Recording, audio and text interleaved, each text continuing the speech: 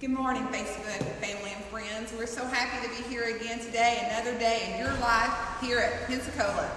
So what I'd like to do is talk a little bit about what's going on here, some of the things that we're doing to keep everybody good and safe. But before I start with that, I want to say that we're having another day, zero, zip, none signs of our actual coronavirus that's out there. So we're not planning on, as I said yesterday and the day before, letting any little bug in our building. So we're pretty excited about that. So a couple of things, I want to actually go over here to Miss Michelle. We're going to show you the process that we're doing to keep everybody safe. So as our employees are coming in the building, they have a process. So of course we're aware, the families and the friends, that they're not able to come in right now because there's no visitors. But we're taking precautions with our employees. So Michelle, I guess, I tell you what, so I'm an employee. I just walked in for today's day. Tell me my process, what I have to do. Well, first you're going to come in and you're going to fill out one of these forms. Okay.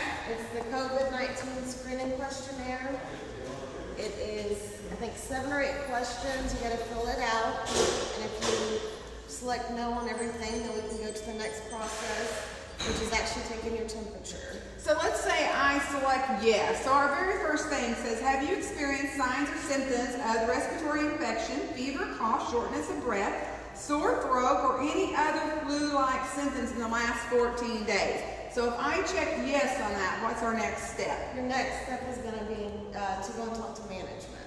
So she's going to send them directly to me. So I'm going to speak with them and get a little bit more detail. 9.5 times out of 10, I'm not going to allow them in the building. I mean, I'm pretty confident at this point I can say, if they're checking yes on this, you're not coming in our building. We're that strict and serious about it. So of course there might be some reason somebody checked that and maybe they just messed up and didn't realize they were checking yes instead of no. And of course then we're good. But most likely if you're checking yes, you're not coming into YourLIfe of Pensacola. So we're pretty strict on this. These are put in place for a reason. So then after I fill this out, let's say we're good. No, no, no, I've signed it, I've dated it. Now this is our employees. She's going to log it, then she's going to check my temp. Check it? Okay. She's at 98.1. 98.1. So let's say I was at 99. What would happen then? You're going to management again. They're coming to me and they're not coming in the building, I assure you guys. So at that point, what we're doing, we've got another process. We're not just sending them home. They've got to go to the doctor. We've got to find out why they're running a 99 temp. We've got to have documentation on why that doctor feels like they're running that temp. Most likely out in the community right now, if you're going to the doc and you've got a temp, they're going to be running the test of the corona. So we've got another step. We contact corporate. We have got all these things in place to keep this building and our residents in this building and our staff safe.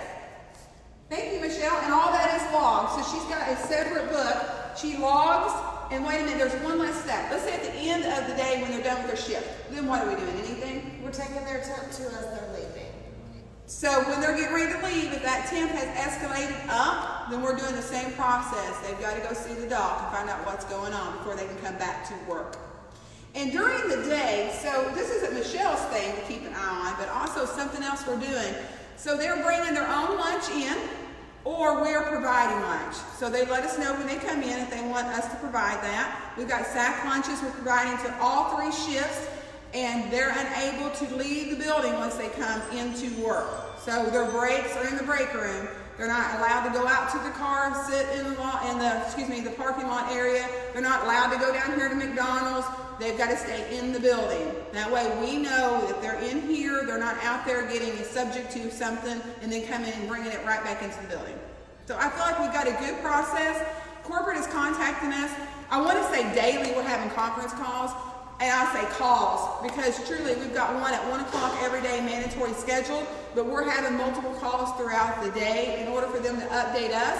So we're in the building, we're working, keeping everybody safe. If something happens out in the community, they're contacting us and they're keeping us updated while we're here. So we've got a great system in place.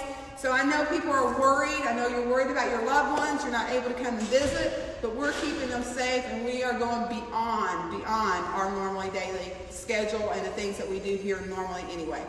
Okay? So a couple of things. I want to go ahead and cover our menu today because I was talking about we do separate things for our staff, but for our residents,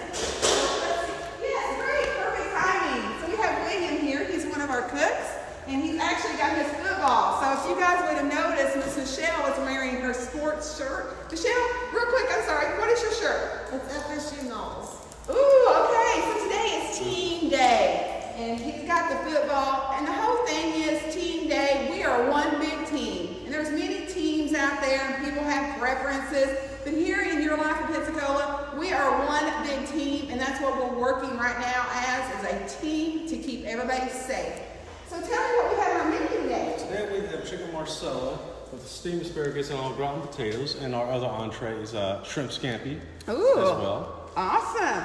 Now what if they didn't like any of this? Well, we have a variety of other things a la carte, which is like grilled cheese, hot dogs, sandwiches, or fruit plate with cottage cheese. Yeah. Or if they want a veggie platter, we can do whatever they need that we have in stock back in the kitchen. Awesome. So we are making sure they're eating well, and they've been doing awesome. We had a cookout yesterday, and we had it for the staff.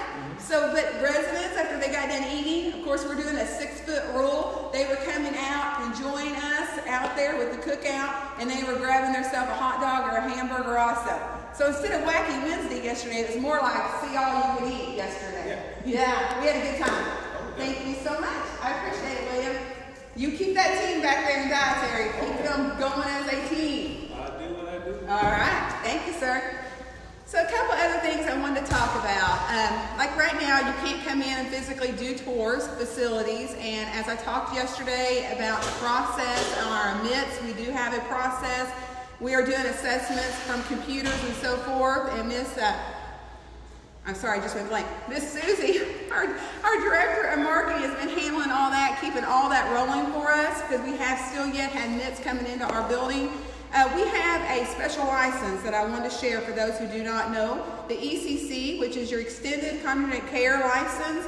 A lot of your assisted livings do not have this. It's very rare. We are very privileged to have that. Some people may say, well, exactly what are you talking about, a special license, Tammy? What it means is we are able to provide extra nursing care to our residents here that a standard assisted living could not care for. People with higher level of care that a standard assisted living would have to turn away, and the only option they would have at that time would be a nursing home option.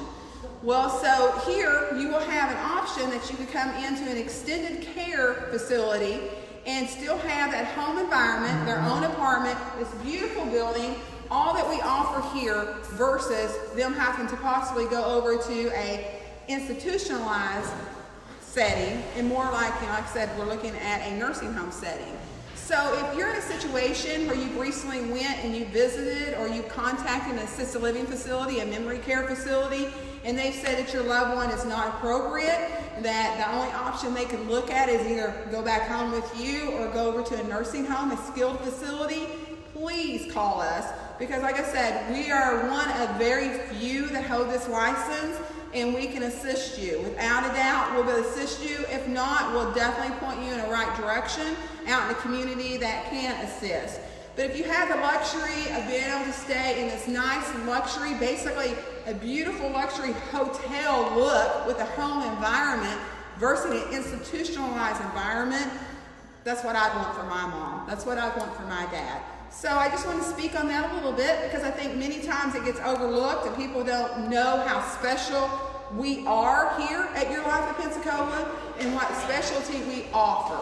So please call, ask for Susie, our marketing director, or myself, Tammy, the executive director, and we'll be glad to share additional information with you. We are definitely limited right now, but we have a waiting list also that we can put you on and be able to assist you in any way possible. So again, I'm so happy to report we have zero, none, zippo, no signs of the coronavirus here at YourLIfe in Pensacola, and that is exactly how we're planning on keeping it. You have a good day.